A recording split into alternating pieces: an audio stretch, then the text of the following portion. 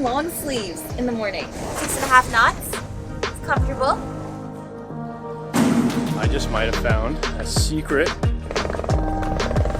The chopper's coming for us. They're coming so close. We're Steph and Travis, Canadians who didn't know much about sailing. We didn't let that or a global pandemic stop us from living our dreams, and we've been winging it ever since. We took off from Toronto and made it to Grenada in year 1, and we've got no plans on stopping. Subscribe to join our life on the water. Thanks to our patrons who keep the dream going.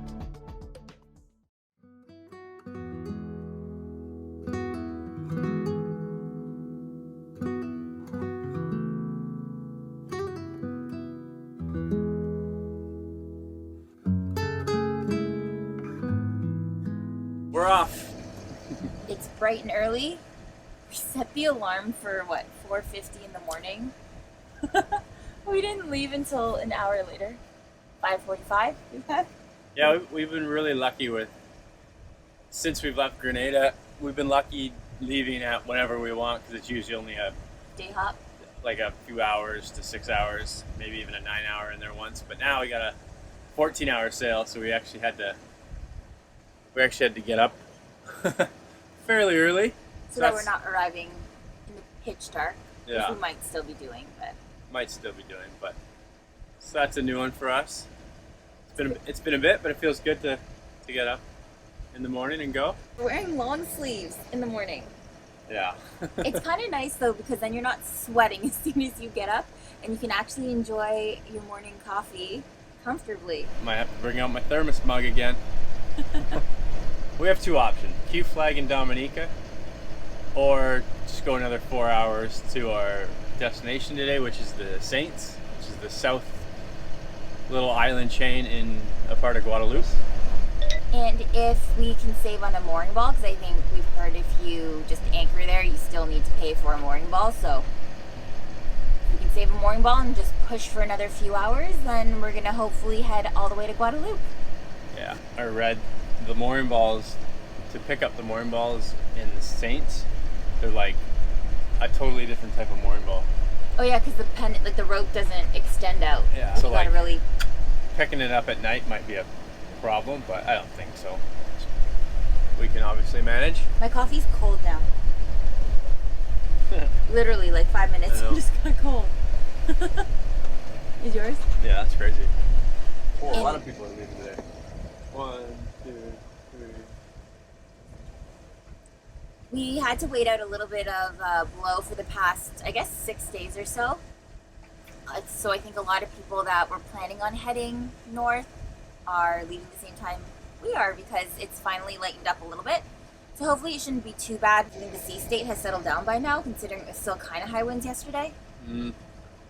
We'll find out. But yeah, I was saying like 10 plus foot waves between the islands, Yeah. and 20 plus knots of wind. So we were like, we're in no rush, so why sail on that if we don't have to? Today we had two different weather forecasts on Predict Wind. We had two different models we were looking at, and they're both completely different.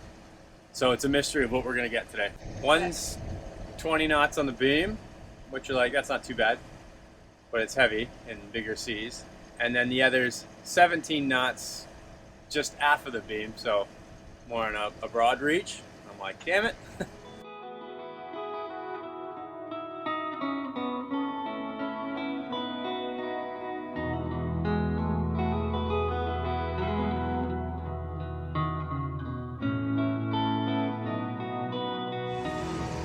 So my guess, we're gonna have the winds more on our aft. And I say that because since we're at the edge of the island right here, if the winds were gonna be on our beam, we'd be feeling the force of that wind right now because it would be wrapping across. But because we're not, I'm gonna guess that the wind's more tucked around on the other side of the island. So that means it'll be coming more on it.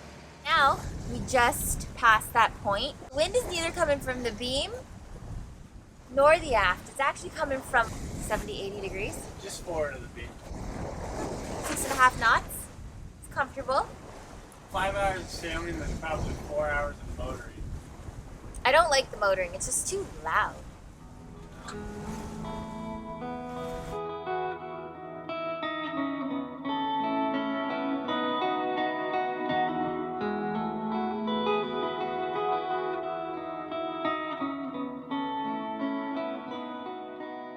My first prediction was right. The winds now that we're past the island, they're actually more on our aft. But because we have a current pushing us off our course, we have to aim higher, so we're more on a beam. But if there's no current, we could just be heading straight towards our destination, and we would have the winds on our aft. But this is perfectly comfortable. It's a good day. It's a good sail day so far.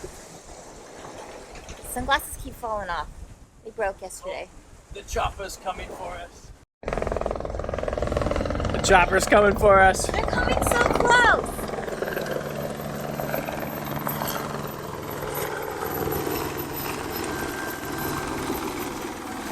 The chopper. That was so close. He was looking for someone. Thank God it's not us. Yeah, he did a circle and then down lower and then back up.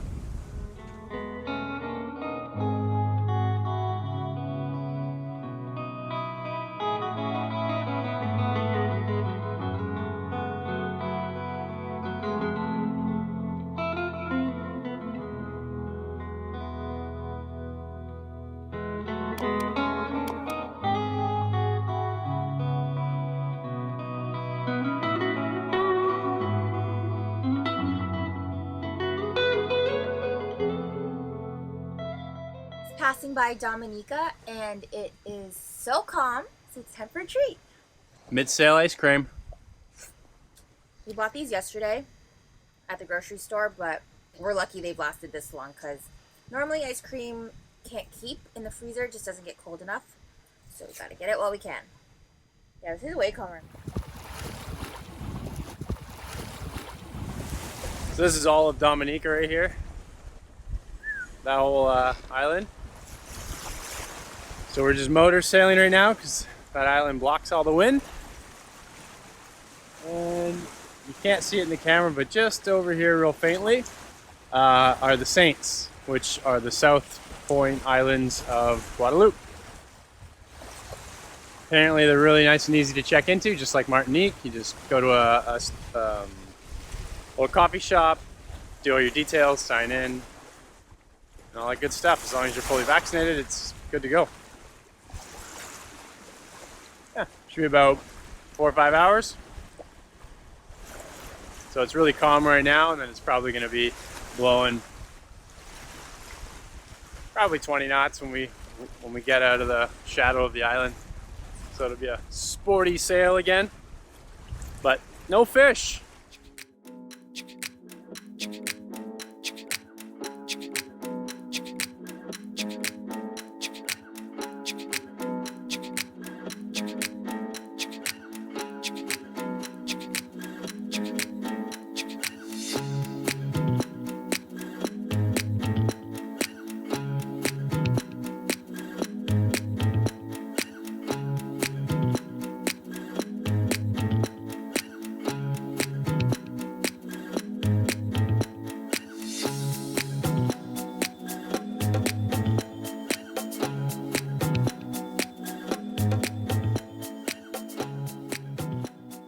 "74 nautical miles and 12 hours later, we have made it to the Saints in Guadeloupe.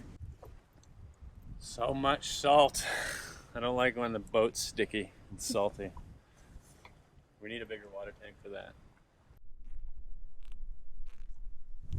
The mooring ball is a little bit trickier because the loop isn't attached to a line, so you have to fish your own line through. So if you're higher up, I see that being quite tricky. Wasn't too bad for us. Got here with a little bit of daylight still, and now we can relax.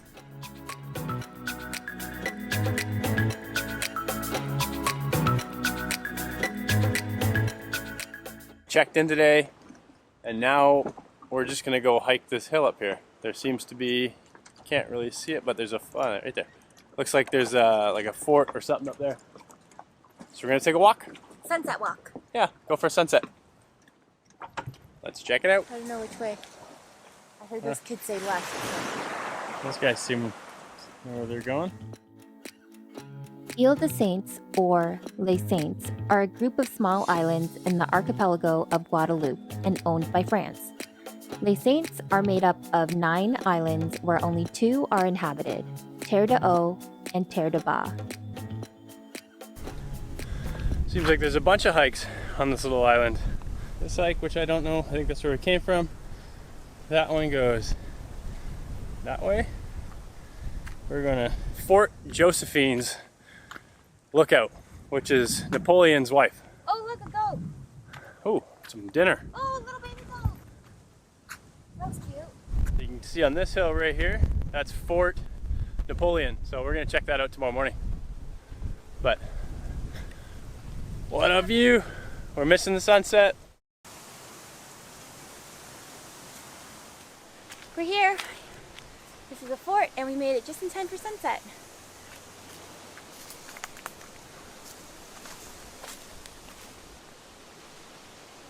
This is cool.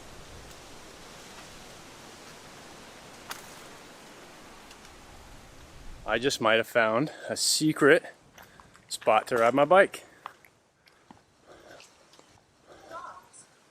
I just have to figure out how I'd get to it with all the rocks. No way, buddy. Oh, there's a lot of glass. Somebody's toolbox is here. Maybe somebody lives there. You go look first. Hello. You hear a hello back? No. Was that your echo? What is this? It's like a cistern. This is kind of eerie. Oh.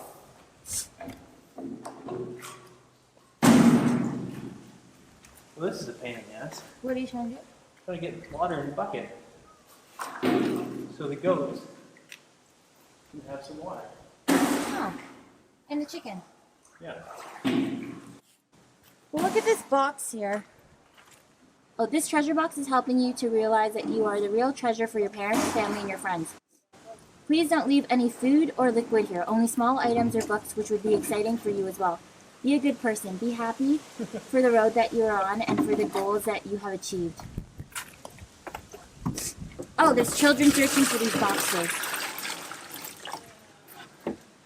Now the goats have water. Cool, but did you see the box? Oh, neat. However, this would be terrifying if it caved in. The cure for sunscreen or sunburns. I think that's aloe. Should we get one? Is it allowed? Yeah, wouldn't it? It's wild. Just a small piece. Ow. There you go. Ooh. Sweet. I think the yellow stuff dripping out of it is the latex. So apparently, if you do extract the aloe and eat it, you're not supposed to have the yellow part because it's latex.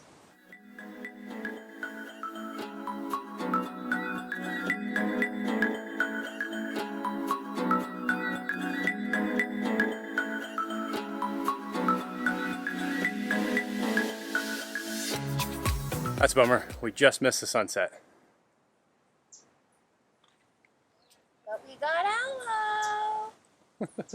I think. This is really yellow though. Get in there. No, it's creepy. Yeah, there's 2 jail cells in there.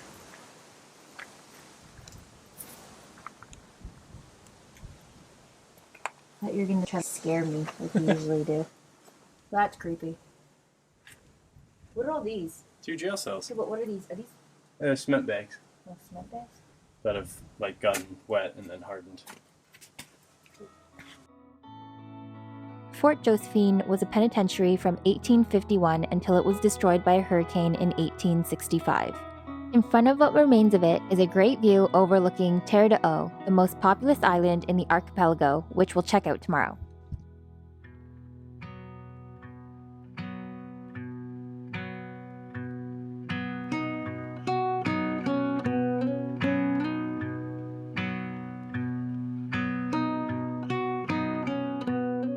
Got to put one foot in front of the other over and over again, like 45 minutes, and we'll get there.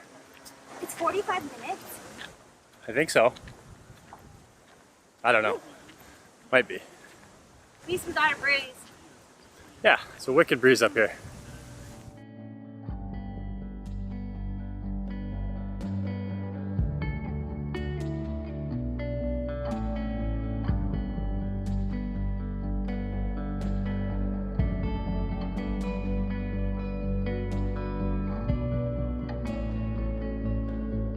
There are about 1,500 people that live on Terre de Haut, and it's a big tourist spot with ferries coming in from the main island of Guadeloupe. The island has a good number of restaurants, bars, ice cream shops, and Fort Napoleon to explore. First sign of the fort. We're almost there. The fortification system in the Saints was set up in 1777. Fort Napoleon was originally called Fort Louis, and it was destroyed by the English back in 1809.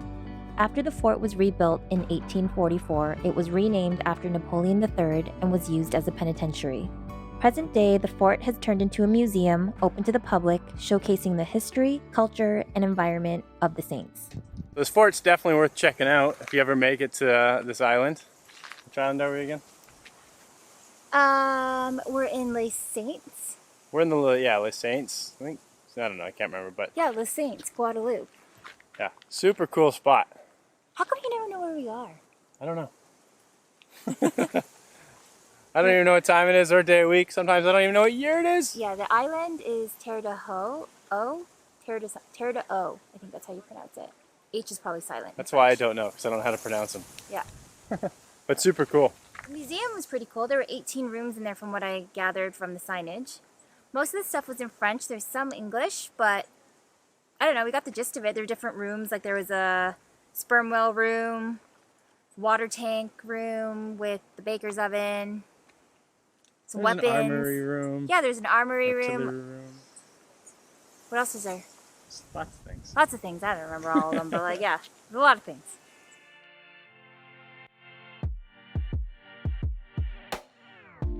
There's a world inside my head. I get lost in it from time to time. No one has a spare key. The only one is inside of me.